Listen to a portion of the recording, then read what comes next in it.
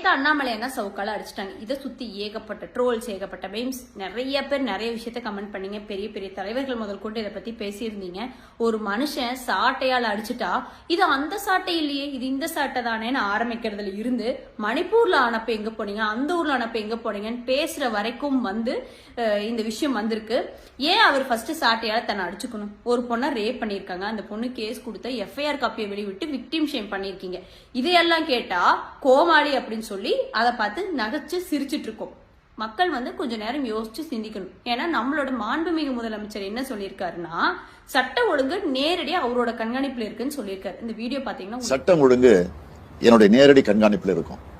தப்பு செய்யறவங்க யாரா இருந்தாலும், மறுபடியும் சொல்றேன், யாரா இருந்தாலும் பாரபட்சம் இல்லாம நடவடிக்கை எடுப்பேன். பெண்களுக்கு எதிரான குற்றங்கள் இரும்பு கரம் கொண்டு தடுக்கப்படும். சட்ட ஒழுங்கு என்னோட கண்காணிப்பில் கீழே இருக்குனாங்க. ஆனா தமிழக அரசாங்கம் எப்படி நடந்துட்டு இருக்குன்னு கொஞ்ச நேரம் உற்று நோக்குனீங்கன்னா, ஒரு 10 நாள் நியூஸ் எடுத்துட்டீங்கன்னா, ஹாஸ்பிட்டல்ல கரண்ட் இல்ல, ஹாஸ்பிட்டல்ல தப்பான ட்ரீட்மெண்ட், ஹாஸ்பிட்டல்ல வந்து ஒரு குழந்தையே இறந்து போயிருக்கு, வயிற்றுக்குள்ள இருந்து எடுக்கும்போது அந்த கிளீன் பண்றவங்க வந்து டெலிவரி பார்த்தாங்கன்ட்டு ஹாஸ்பிட்டல்ஸ்ல, ஸ்கூல் காலேஜ்ல ட்ரக் அடிச்சுட்டு பசங்க உட்காந்துட்டு இருக்காங்க.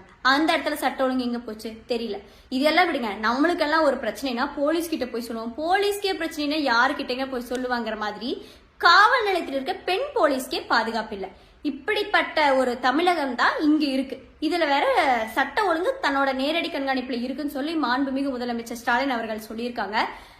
மக்கள் வந்து சிந்திச்சு வந்து பேசணும். ஒரு விஷயத்த பத்தி பார்க்கும்போது பார்க்கணும். ஒருத்தங்க சாட்டையால தன்னை அடிச்சுட்டாங்க அப்படிங்கறதுக்காக வந்து அவர் கோமாளி கிடையாது, அவர் வீட்டு பெண்ணுக்கு இது நடக்க கிடையாது. மக்களோட தலைவரா மக்களுக்காக களத்துல நின்று ஆர்ப்பாட்டம் பண்ணலான்னு போனா அவரை பிடிச்சிட்டு போய் போலீஸ்ல போடுறது. எந்த கட்சியில இருந்து போய் ஆர்ப்பாட்டம் பண்ணாலும் இது திராவிட அரசாங்கத்துக்கு எதிர்த்து இருக்கிற மாதிரி இருந்துச்சுன்னா உடனே தூக்கிட்டு போய் நீங்க மண்டபத்துல வச்சு இது பண்ணிடுறீங்க. அதனால கோமாளி யாரு, நல்ல ஆட்சி கொடுக்குறவங்க யாரு அப்படிங்கறதெல்லாம் மக்கள் சிந்திச்சுட்டு, அதே மாதிரி ஒரு ஜோக் பண்ணி கமெண்ட் பண்ணி சிரிக்கிறதுக்கு முன்னாடி எல்லாம் யோசிச்சுட்டு பண்ணுங்க.